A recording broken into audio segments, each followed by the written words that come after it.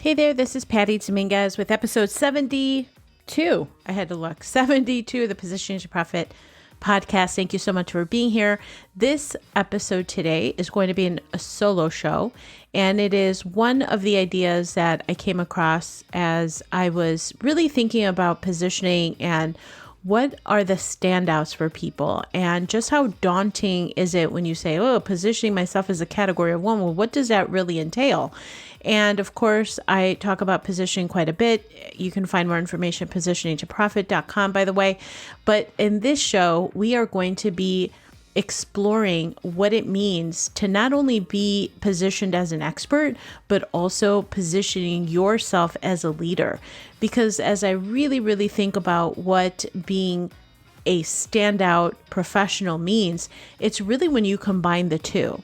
And so how often do you see these two play out? And the people that do have a good grasp on that are the ones that stand out, are the ones that people follow, and are the ones that really create their category of one.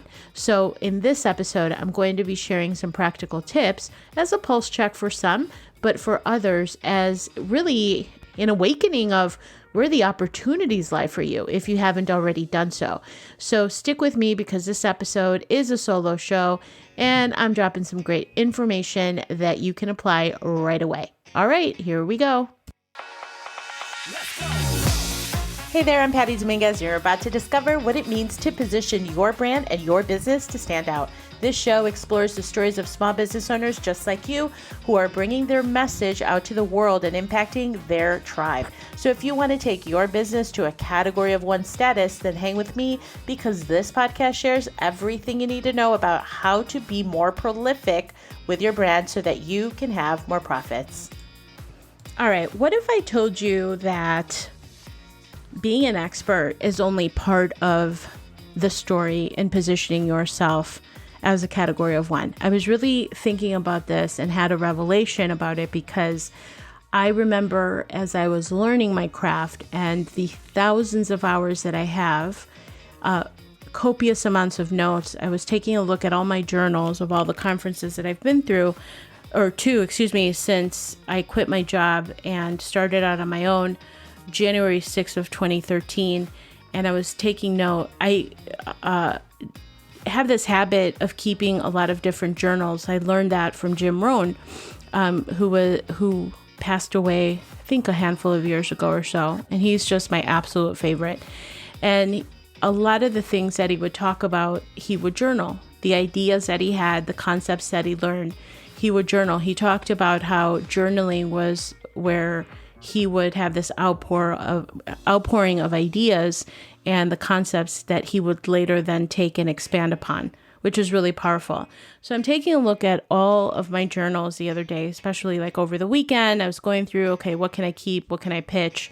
Just cleaning out my space a little bit. And I came to the realization, I'm like, my gosh, there are thousands and thousands of hours in stuff, in notes and lessons and conferences and events and online courses, you name it, the books I've read, I have post-it notes within the books. I mean, just a ton of stuff, right?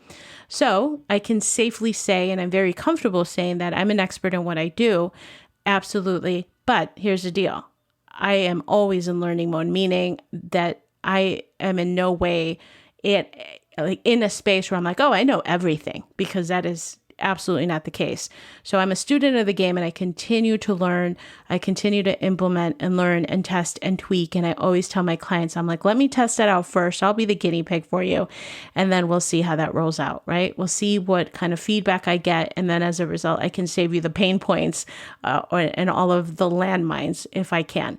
So with that, I was thinking about like, okay, I always talk about this whole concept of positioning to profit, positioning yourself as the expert. And of course, in this day and age, anybody can call themselves an expert. The other day I was on, I think it was on TikTok or Instagram. I was looking at some stuff that my son had told me, and I saw this kid. He was like in his early 20s, and he said that he was an expert in XYZ field. So I was kind of checking him out. And then I saw a cross post that he had said something on LinkedIn, and basically he had graduated from high school probably like a year before. So I was like, okay, dude, that's a little bit of a stretch there, but okay. And here's the deal. If you saw his Instagram, he shows up like an expert. And that really brought to light the fact that it doesn't take a whole lot to call yourself an expert. Anybody can call themselves an expert, right? If you're publishing, if you have a podcast, like I have a podcast, or you're speaking on stages, obviously not the case this year, but say that you're on a YouTube show or you're doing a virtual summit and you're showing up as an expert, you're being interviewed, or perhaps some influencer endorses that you in fact are the expert. All of a sudden you show up, you say that you're the expert, boom, you're the expert. Okay, so now it's just a matter of you owning it, walking the talk and showing up as the expert you are. But really, one of the biggest opportunities that I see that goes above and beyond that is when you marry not only this idea of being an expert, because I'm one for standing in integrity and backing it up and say, you know what, I've paid my dues in the sense of like, I know that the rigor has been put in place for me to comfortably say that I'm an expert. All right, we are about halfway through with this episode of the Positioning to Profit podcast, and I wanted to stop by with a share that I'm really excited about. Now, the fact that you're here means that you're probably looking for help with your marketing. I mean, let's face it, most of the marketing tips and the buzzwords that you hear out in the marketplace center around tactics that small business owners can employ. The problem with that is that there's a whole lot of tactics out there, but not a whole lot of strategy, and that's where I come in. I help coaches, consultants, and entrepreneurs position themselves for profit. It won't cost you millions of dollars like the big brands, but it will cost you some time. And in this special book that I put together, you can find it over at positioningguide.com, I go into the essentials of positioning to profit, which is a guide that I put together for coaches, consultants, and entrepreneurs struggling to stand out. So head on over to positioningguide.com and grab a copy for yourself. All right, let's get back to the show. But the next level is really being a leader. And the leader is the one that creates a community, that creates that attention, that really creates an impact that goes beyond just the knowledge and knowing that there is that confidence in the knowledge that you have. But when you're leading, that's when you're influencing. And the fact is, and I don't remember the exact quote or who said it, forgive me if you guys find out, send me a message or tweet me or whatever, and I will stand corrected on that. But the whole comment of people are just dying to be led. People are dying to follow somebody or something that they believe in. So especially in a competitive market, this is absolutely mission critical, is to lead. So with what you do, okay, the call to action is really be the expert, own that expertise, even title yourself, right? How many times have you seen these different titles and saying that you're the expert? I'm known all over the world as, I've spoken globally as, and really declaring that title of world-renowned expert, I think is ballsy, but I almost think that it's necessary because why not? If you don't do that, somebody else is going to come up and do it in your niche. And I have to tell you, the people that do that are the ones that stand out. So that is that first part of it. And then the second part of it is recognize that there is such a huge opportunity to lead. And the one thing I remember in my group coaching program that happened over the summer is I talk about this concept within my own course that I have, where I talk about this whole concept of 1,000 true fans. It is a blog post by, I think the guy's name is Kevin Kelly, if you want to check that out. It's called 1,000 True Fans. And really recognizing that it doesn't take a whole lot in order to create a business that could be very profitable. Is what if you could lead those 1,000 true fans? I say 1,000 raving fans that love what you have to offer, that love what you're about, that believe in your mission, that believe in the ethos of your business, that will buy from you again and again because they believe in what you have to offer. That's really leading by example, leading to influence and create an impact. And I think there's something to be said about that. And I don't think enough people are doing it.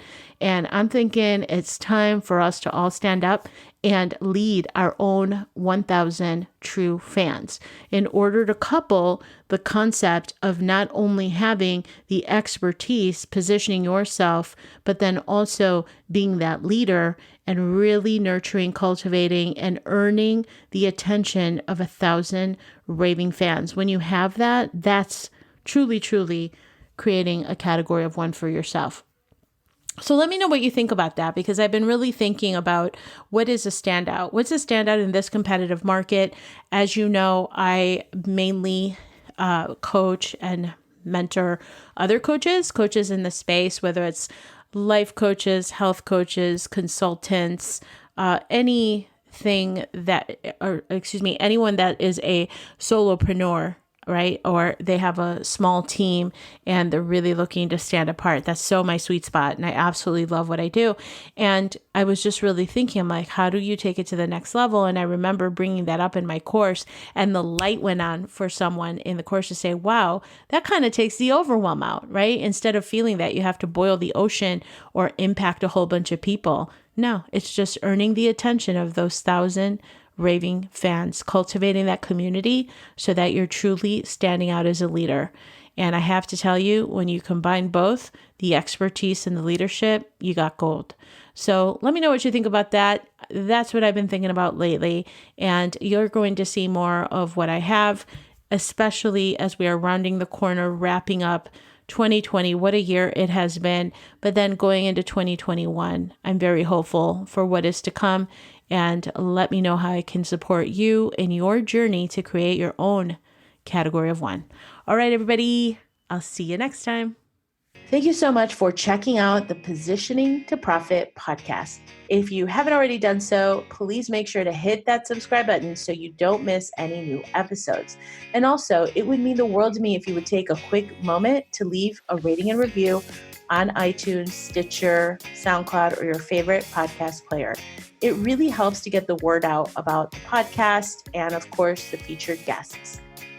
And lastly, please make sure to connect with me on social media, Facebook, Instagram, Twitter, LinkedIn. I'm on all of them. And use hashtag positioning to profit so that I can search you out and connect that way too. All right. Thanks so much. See you next time.